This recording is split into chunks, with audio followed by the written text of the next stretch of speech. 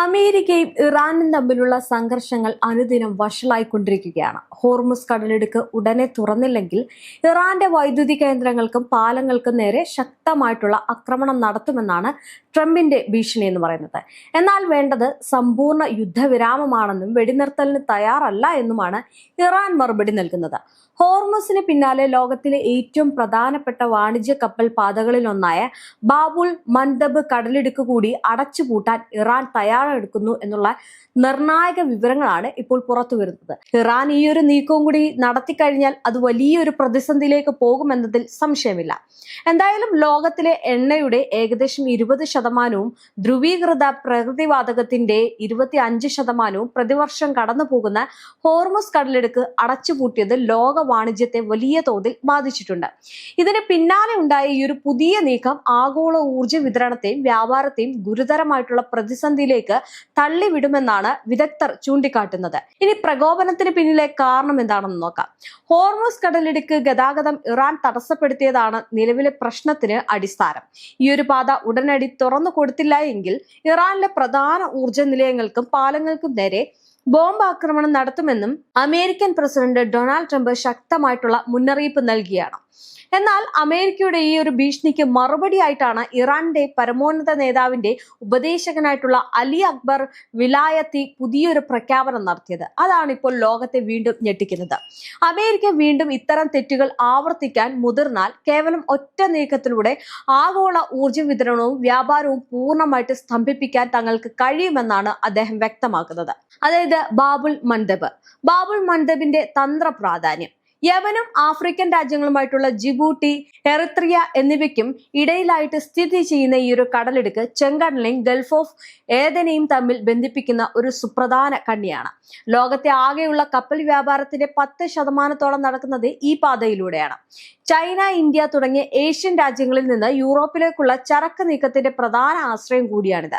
ഇതിനെല്ലാം പുറമെ ഹോർമുസ് കടലിടുക്ക് അടഞ്ഞുകിടക്കുന്നത് നിലവിലെ സാഹചര്യത്തിൽ സൗദി അറേബ്യ ഉൾപ്പെടെയുള്ള ഗൾഫ് രാജ്യങ്ങൾ യൂറോപ്പിലേക്കും മറ്റ് എണ്ണ കയറ്റുമതി ചെയ്യാൻ ഇപ്പോൾ പൂർണ്ണമായിട്ടും ആശ്രയിക്കുന്നത് ബാബുൽ മൻദബിനെയാണ്. ബാബുൽ മൻദബ് കടലിടുക്ക് അടച്ചുപൂട്ടുന്നത് ഇന്ത്യയുടെ അന്താരാഷ്ട്ര വ്യാപാരത്തെ, പ്രത്യേകിച്ച് യൂറോപ്പും പശ്ചിമേഷ്യയുമായിട്ടുള്ള ഇടപെടലുകളെ ഗുരുതരമായിട്ട് ബാധിക്കാൻ സാധ്യതയുണ്ട്. എഞ്ചിനീയറിംഗ് ഉൽപ്പന്നങ്ങൾ, ഫാർമസ്യൂട്ടിക്കൽ, തുണിത്തരങ്ങൾ, രാസവസ്തുക്കൾ തുടങ്ങിയ ഇന്ത്യയുടെ പ്രധാന കയറ്റുമതി ഉൽപ്പന്നങ്ങൾ ഭൂരിഭാഗവും സൂയിസ് കനാൽ ചെങ്കടൽ പാതയിലൂടെയാണ് നീങ്ങുന്നത്. ഇന്ത്യയിൽ നിന്ന് യൂറോപ്പിലേക്കുള്ള ആകെ കയറ്റുമതിയുടെ 80% ബാബുൽ മൻദബ് വഴിയുള്ള ചെങ്കടൽ പാതയാണ് ആശ്രയിക്കുന്നത്. ഇനി കടലിടുക്ക് അടച്ചുപൂട്ടാനുള്ള ഇറാന്റെ ശേഷി നോക്കാം.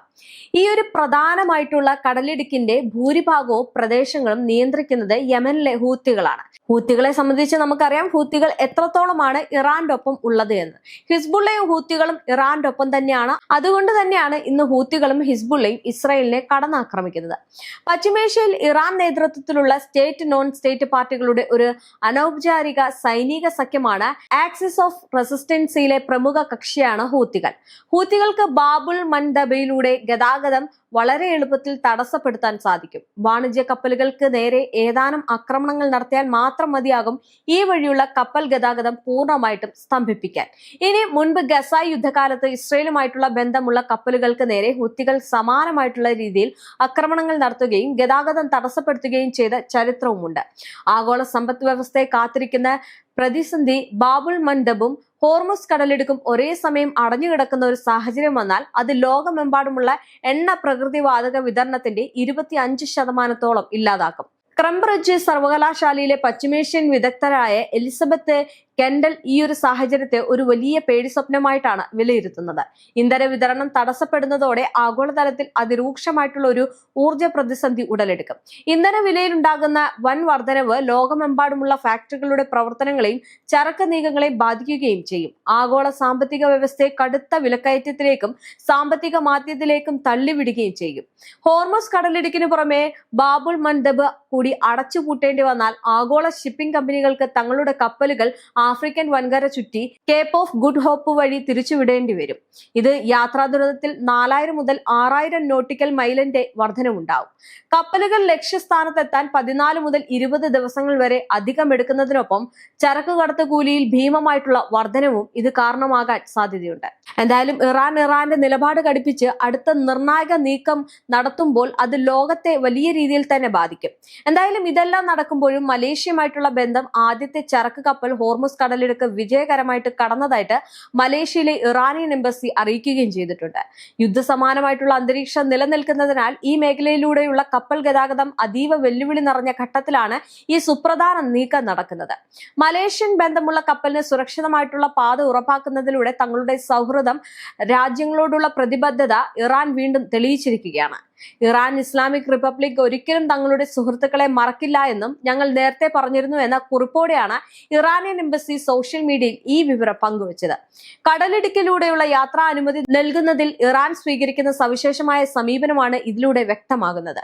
പ്രതിസന്ധി ഘട്ടങ്ങളിലും വിശ്വസ്തരായിട്ടുള്ള പങ്കാളികൾക്ക് മുൻഗണന നൽകുന്ന ഇറാന്റെ നയതന്ത്ര നിലപാട് ഇതിലൂടെ പുറത്തുവരുന്നത്. ഹോർമുസ് കടലിടുക്ക് വഴിയുള്ള ചരക്ക് നീക്കം ആഗോള സാമ്പത്തിക രംഗത്ത് വലിയ സ്വാധീനം ചെലുത്തുന്ന ഒന്നാണ്. നിലവിലെ രാഷ്ട്രീയ സാഹചര്യത്തിൽ ഇറാൻ നടത്തുന്ന ഇത്തരം ഇടപാടുകൾ മലേഷ്യയുമായിട്ടുള്ള ഉഭയകക്ഷി ബന്ധം കൂടുതൽ ശക്തമാക്കാൻ സഹായിക്കും. സുരക്ഷാ ഭീഷണികൾക്കിടയിലും കപ്പൽ സുരക്ഷിതമായിട്ട് കടന്നുപോയത് ഇരു രാജ്യങ്ങളും തമ്മിലുള്ള വിശ്വാസത്തിന്റെ അടയാളമായിട്ടാണ് രാഷ്ട്രീയ നിരീക്ഷകർ ഇതിനെ വിലയിരുത്തുന്നത്. ഇനി അടുത്ത ഇറാന്റെ നിർണായക നീക്കമാണുള്ളത്.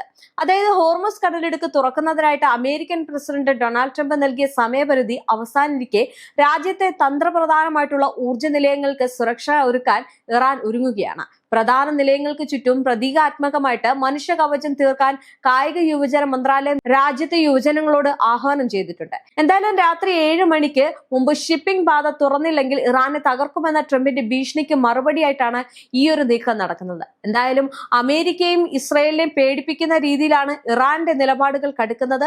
മാത്രമല്ല ഇറാനെ സംബന്ധിച്ചിടത്തോളം അമേരിക്ക പറയുന്ന അല്ലെങ്കിൽ വെല്ലുവിളിയിലോ പ്രസ്താവനയിലോ യാതൊരു കുലുക്കവും നടത്താതെ തന്റെ നിലപാട് തന്നെ കടുപ്പിക്കുകയാണ്. അതുകൊണ്ടാണ് രണ്ടാമത്തെ കടൽപാതയും അടയ്ക്കുക എന്നുള്ള തീരുമാനത്തിലേക്ക് ഇറാൻ എത്തിച്ചേർന്നത്.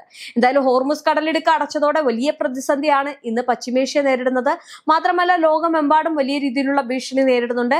എന്നാൽ അതിനിടയിൽ സൗഹൃദപരമായിട്ടുള്ള കുറച്ച് ആളുകൾ അല്ലെങ്കിൽ കുറച്ച് രാജ്യങ്ങളുണ്ട്. അവർക്കൊക്കെ സുഗമമായിട്ട് പോകാൻ തന്നെ ഇറാൻ ആ ഒരു വഴി ഒരുക്കുന്നുണ്ട്. അതുകൊണ്ട് തന്നെ അത്തരം രാജ്യങ്ങളിലേക്കുള്ള കപ്പലുകൾ യാതൊരു തടസ്സവും ഇല്ലാതെ മുന്നിട്ട് പോകുന്നുണ്ട്. അതിലൊരു രാജ്യമാണ് നമ്മുടെ ഇന്ത്യയും. എന്തായാലും ഇന്ത്യയിലേക്കുള്ള കപ്പലുകൾ വലിയ തടസ്സങ്ങളൊന്നും ഇല്ലാതെ വരുന്നതായിട്ടുള്ള റിപ്പോർട്ടുകളും വരുന്നുണ്ട്. ഇതിനിടയിലാണ് രണ്ടാമത്തെ കടൽപാതയും കൂടി അടയ്ക്കാനുള്ള ഒരു നിർണായക നീക്കം ഇറാൻ എടുക്കുന്നത്. എന്തായാലും ഇറാനെ സംബന്ധിച്ചിടത്തോളം യുദ്ധത്തെക്കാട്ടി അവർ ഏറ്റവും കൂടുതൽ ഒരു പദ്ധതി ഇടുന്നത് ഇത്തരം നീക്കങ്ങളായിരിക്കും. കാരണം ഊർജ്ജ പ്രതിസന്ധി അല്ലെങ്കിൽ സമ്പദ് വ്യവസ്ഥയൊക്കെ അല്ലെങ്കിൽ അങ്ങനത്തെ പ്രശ്നങ്ങളിലേക്ക് ഈ ഇരു രാജ്യങ്ങളെയും അമേരിക്കയും ഇസ്രായേലിനെയും തള്ളിവിടുക എന്ന നീക്കങ്ങളാണ് ഇറാന്റെ ഭാഗത്തു നിന്നുണ്ടാകുന്നത്. അതുകൊണ്ട് തന്നെ ഇറാൻ വീണ്ടും ഈ ഒരു നിർണായക നീക്കം നടത്തുകയാണെങ്കിൽ അത് വലിയൊരു പ്രതിസന്ധിയാകും, അതിൽ സംശയമില്ല. എന്തായാലും സമാധാന കരാറിൽ എത്തിയില്ലെങ്കിൽ ഇറാനെ ബോംബിട്ട് തകർക്കുമെന്ന കടുത്ത നിലപാടിൽ ട്രംപ് നിലനിൽക്കുമ്പോഴും അതിനെ പുല്ലുപോലെ എറിയുന്ന ഒരു രീതിയാണ് ഇറാന്റെ ഭാഗത്തു നിന്നുണ്ടാകുന്നത്. ഇറാൻ അത്തരം കാര്യങ്ങളിൽ ചെവി കൊടുക്കുന്നില്ല എന്ന് മാത്രമല്ല പുതിയ നിലപാടുകളിലേക്ക് മാറുന്ന ഒരു സാഹചര്യമാണ്. അതാണ് നേരത്തെ പറഞ്ഞതുപോലെ തന്നെ മൻബദ് കടൽപാത പൂട്ടും എന്ന ഒരു നിലപാടിലേക്ക് ഇറാൻ എത്തുന്നത്. എന്തായാലും ഇത്തരം നീക്കങ്ങൾ നടത്തുമ്പോൾ അത് പശ്ചിമേഷ്യയെ വളരെയധികം ബാധിക്കുന്നു എന്നതാണ് ഈ രാഷ്ട്രീയ നിരീക്ഷകരും വിദഗ്ധരൊക്കെ ചൂണ്ടിക്കാട്ടുന്നത്.